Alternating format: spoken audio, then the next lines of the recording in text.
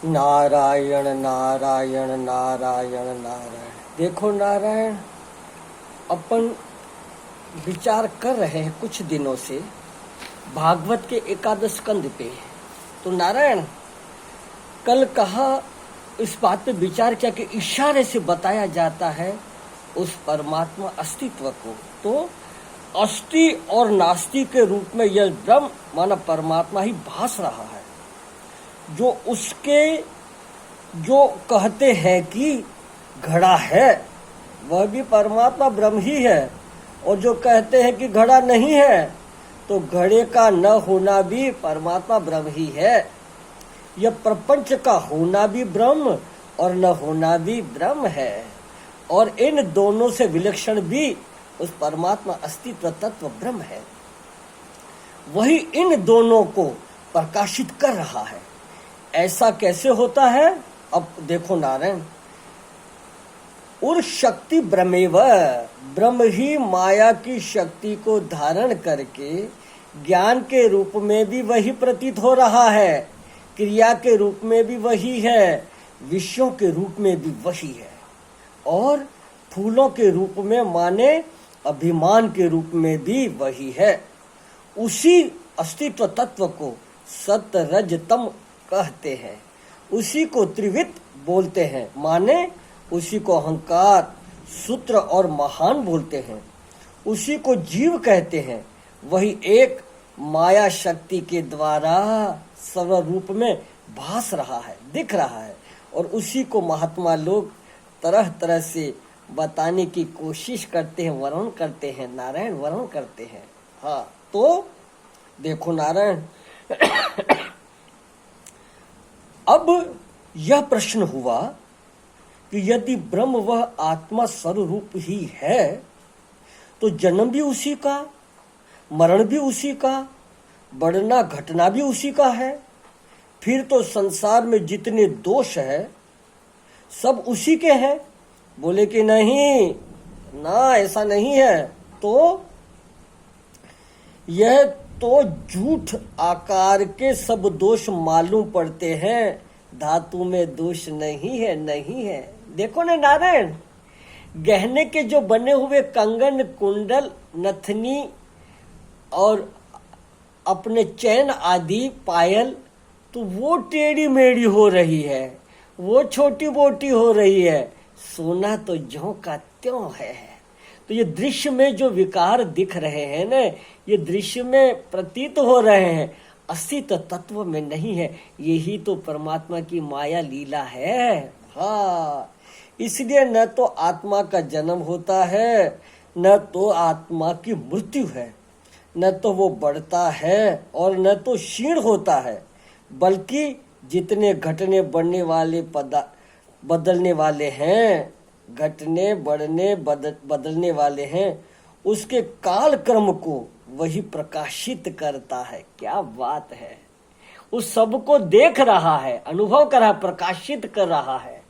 क्या अच्छा क्या बुरा। अरे नारायण, लगे रहे हैं। ये बात इसी तरह लगे रहे समझ में आ जाएगी। क्यों कि ये कोई राजा रानी की कहानी नहीं है, अपने जीव की कहानी है, अपने जीव का शास्त्र है। हाँ, देखो ने नारायण, कभी अपने अंतःकरण में लोभ भी आता है, मोह भी आता है, काम भी आता है, क्रोध भी आता है, हाँ, नींद भी आती है, और जागृतता भी आती है, शांति अशांति सब होता है। इनकी कुछ किलो 2 किलो वजन नहीं, समय होता, काल चक्र है, ये सब बदलते हैं, पर हम बदलते नहीं है। बस ये हम कौन है? वही अस्तित्व तत्व ब्रह्म परमात्मा है। ठीक उसी को संत लोग अनेक युक्तियों से हम लोगों को बताने की कोशिश कर रहे हैं, और हम कैसे समझें उनके लिए उनका प्रयास है। तो देखो नारायण, जो घटने उनके काल चक्र को ही वही अस्तित्व प्रकाश कर रहा है, और सर्वदेश में है, सर्वकाल में है, तथा अविनाशी उपलब्धि मात्र माने ज्ञान मात्र है। आहा, सब देश, सब काल, सब अवस्थाओं में उनकी उपलब्धि उनका होना ही ज्ञान से मालूम होता है। देखो नारायण, मैंने आपको बताया है, संगतिवश फिर बता देता हूँ। यह जो चित्र हम देख रहे हैं श्री श्री माँ आनंदमयी माँ का चित्र है। हाँ, ये साक्षात दुर्गा माँ के अवतार थे। ये शरीर ने 2 बार दर्शन से बड़ा सुंदर अनुभव किया हुआ। खैर, वो माँ कहती है कि घाट वाले बाबा और मैं दोनों एक ही हैं।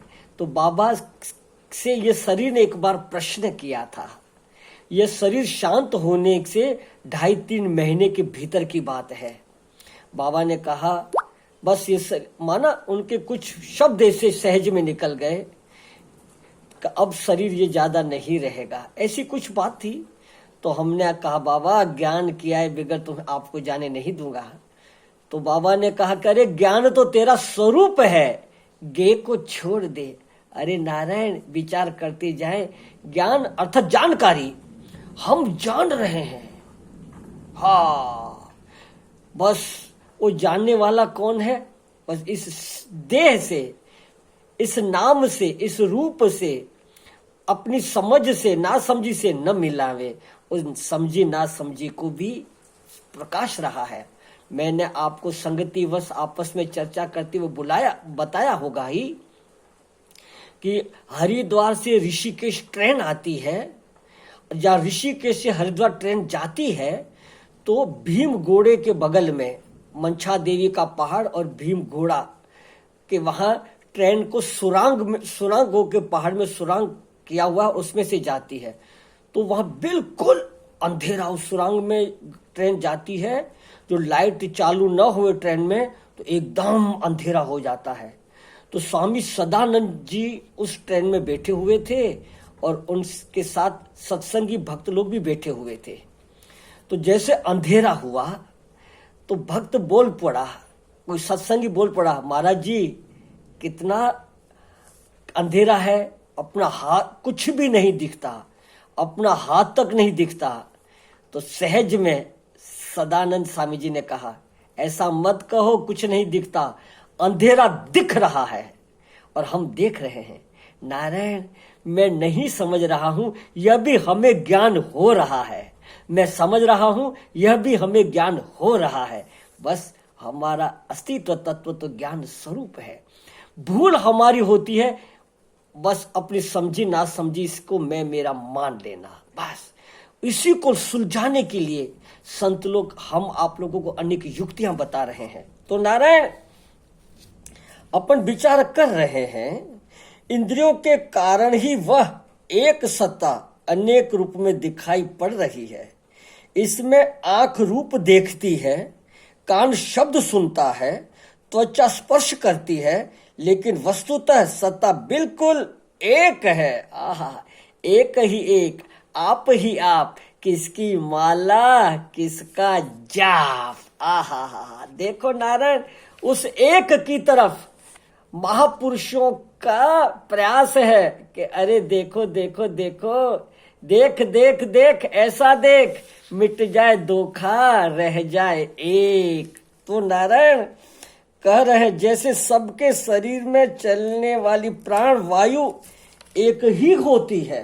हाँ, लेकिन वाह, वही पेड़ के शरीर में रहती हुई उसको ऊपर को बढ़ाती है, जुए खटमल में रहकर ही हिलाती डोलाती है, और पशु पक्षियों में से उसी को चला रही है।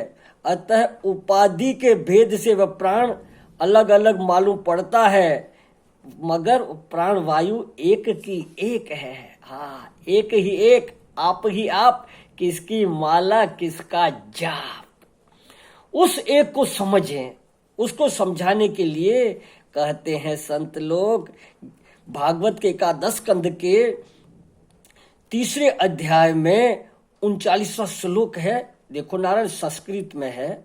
हम संस्कृत पढ़ रहा था तो बाबा ने हमको मना करा, बोलिए पढ़ने के चक्कर में मत रहो, तू भजन कर, भजन कर तो तुझे सब कुछ मिल जाएगा। अर्थात भजन करने से वासनाएं मिट जाएगी। इस वासना ने ही तो जीव को भटकाया है। तो नारायण, तो संस्कृत का श्लोक न पढ़ के उनका भावार्थ पे अपन विचार कर रहे हैं। देखो, 4 प्रकार की खानियां होती है। उद्भिज अर्थात धरती को फोड़ करके निकलती है, ये पेड़ पौधे लता आदि।